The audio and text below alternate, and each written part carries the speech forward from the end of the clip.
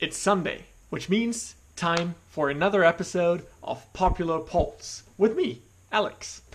In case you're new to this channel, let me run through what is happening right now. Popular Polls is a weekly show which I do on Sundays, in which you get to interact with me. You get to tell me about a question we set every week, kind of your answer or your opinion on that. And last week, it's been this one. Are you in favor of a general speed limit? And if yes, how high should it be? That speed limit being on the Autobahn, if you're living in Germany, or just on general on highways, if you live somewhere else in the world, for example, in the US, or somewhere where you don't call your highways Autobahns, and where you maybe already have a speed limit, unlike in some of the parts here in Germany. We had 3 answers from last week's question. 2 of those are in favor of a speed limit at 140 kilometers an hour, which is 87, looking at this, yes, 87 miles an hour. And 1 answer went to 130 kilometers an hour, which is 130 kilometers an hour, which is 81 miles per hour. I already mentioned this last week, but just again to reiterate, the current Richtgeschwindigkeit, so the current speed you're advised to drive on, not that you have to, you can go over in certain zones where the speed isn't limited by law on the German Autobahn, but in general they advise you to actually stick to the 130 kilometers an hour, which would be the 81 miles per hour. So I know that 3 answers, again, isn't super representative, but I like that. No one said no speed limit at all, just keep it open. We hear that quite a lot. I live in Germany, obviously, and it's a big topic for discussion. And yeah, so since we had only three answers this week, in case you know someone, people who are like-minded, people who are interested in these questions we set every week, please feel free to share this video, or in general share this show. Would be great, so that we can get a bigger audience going, get some more opinions in, and make these discussions more meaningful in the future. So, interesting fact, which I touched on kind of last week, and Sebastian, one of my friends who you may know from the Model 3 pickup video, or also the Model S kind of charge limit video, sent me something, and I followed up on this. And there's some information out there on the accident statistics which talk about that there are actually more accidents on the rural roads. So here in Germany we have kind of the city roads, then there are the rural roads, and then there's the Autobahn. And those rural roads are limited to 100 kilometers an hour, which is around 62 miles per hour. And although the speed limit is there and it's kind of low compared to the Autobahn, where it's sometimes no speed limit at all, driving there's more accidents happening than on the Autobahn. And these are mainly due to the fact that people are driving on the wrong side of the road. Now, the German Autobahns are all, kind of guarded with those metal kind of side impact collectors, where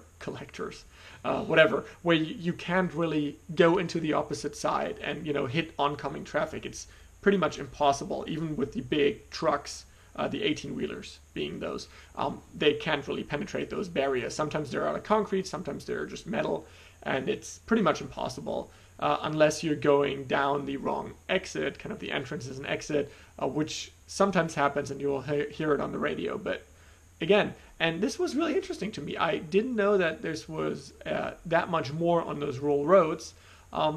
But still, a general speed limit, at least in my opinion, or not even in my opinion, this is a fact, right?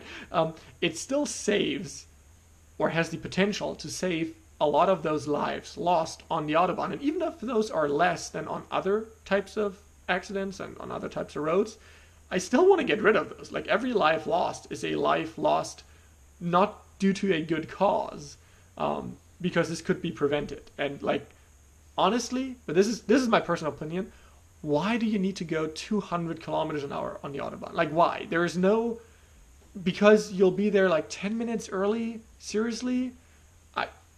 I don't know. I feel like we should have more open racetracks where you can go on for, 10 euros, 15 euros or so, take your car out there, have fun in a safe environment, and if you decide to wrap your car around a tree, it's your choice, right?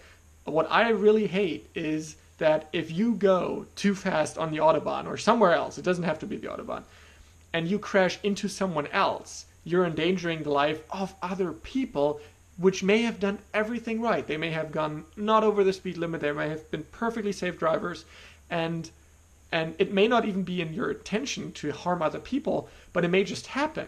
And I think this is just the worst kind that could happen, and I've known people who died due to these things. This is just so unfortunate. All right, moving on from this. If you're interested, there's a website called www.dvr.de,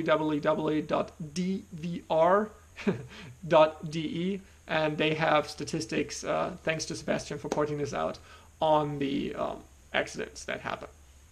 All right, let's set a new question. And to stay with the kind of Tesla spirit here, this isn't perfectly Tesla focused, but hear me out on this, because I got the Model 3 last week. Happy new owner. And the Model Y got introduced. I did the video on that, which was hugely popular. Thanks everyone who watched this. I want to know from you, which kind of car class are you favoring? To answer, click on the pop-up card, which will be appearing in the top right-hand corner of your screen, of your video, right now.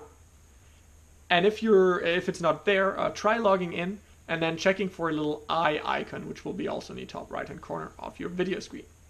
Your options this week are, firstly, sedan. So are you favoring cars like the Model S, Tesla Model S or 3, or other cars like an Audi, Audi A4, also a type of sedan? Are you favoring SUVs, which would be something like the Tesla Model X, a BMW X5, or even the Tesla Model Y, which is kind of a crossover SUV type? I would still count it as such.